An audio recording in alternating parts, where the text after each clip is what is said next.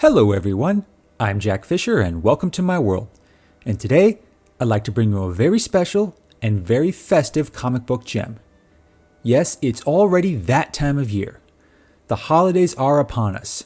The decorations are out, the eggnog is flowing, and Mariah Carey's All I Want for Christmas is playing on every radio station it seems. It's the most wonderful time of year indeed, and I love it. I make no apologies for that. And along with Christmas comes plenty of holiday specials.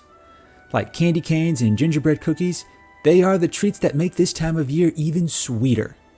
We can all appreciate the classics a la Charlie Brown and It's a Wonderful Life, but the world of comic books has also had their share of holiday-themed issues over the years.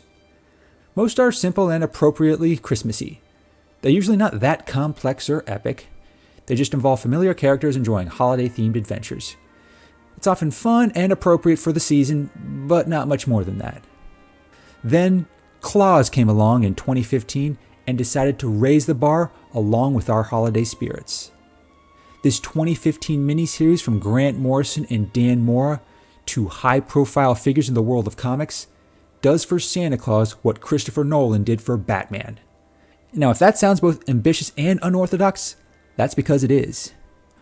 But like Nolan's Batman, Klaus succeeds in ways that will embolden everyone's holiday spirit. It also gives the whole story surrounding Santa Klaus a boldly edgy makeover. Now forget the religious overtones, forget the Coke commercials, forget everything you thought you knew about old Saint Nick, right down to the white beard and the red coat. In Klaus, both Morrison and Mora rebuild this iconic figure from the ground up, and they even dare to make him a badass. You see, the world of Klaus is a medieval, high fantasy world that includes magic, spirits, and evil kings who despise all things fun. Lord of the Rings fans will feel right at home. But Klaus in this world is no saint or icon in the beginning. He's just an ordinary fur trapper and drifter. Then, one day, he makes his way to Grimsvig, a walled-off mining town.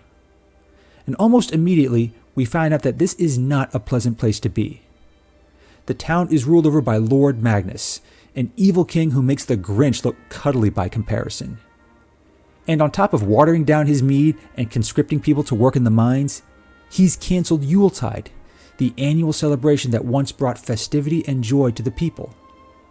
Basically, the best parts of the holidays have been banned in this town. And Lord Magnus has his reasons for doing this, reasons beyond just being a tyrannical prick. But Klaus still takes it upon himself to fix it.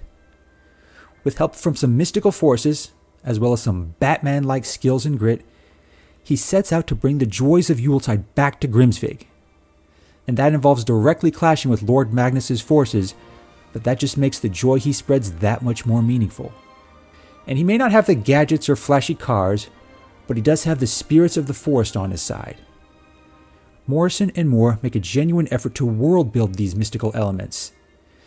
They draw inspiration from familiar fantasy tropes, as well as some old school pagan traditions for the holiday season.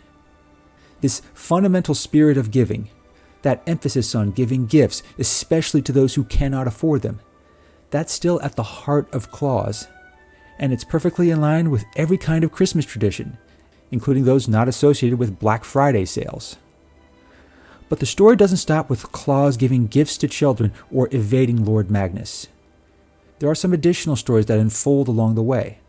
Some have to do with Lord Magnus and why he's so obsessed with making Grimsvig the least happy place in the world. Others have to do with Klaus's personal history, some of which is tied directly to Magnus. This leads to a few twists and turns along the way. Bringing joy back to a place like Grimsvig doesn't come without a cost. And that Klaus does include some dark revelations that I won't spoil.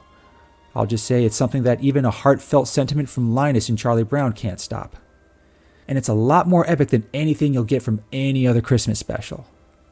In essence, Klaus really feels like a new Christmas mythos. It's built on a foundation of familiar holiday themes. And seeing that mythos expand is a big part of how Klaus becomes bigger than just a fresh, and admittedly more badass take on Santa Claus.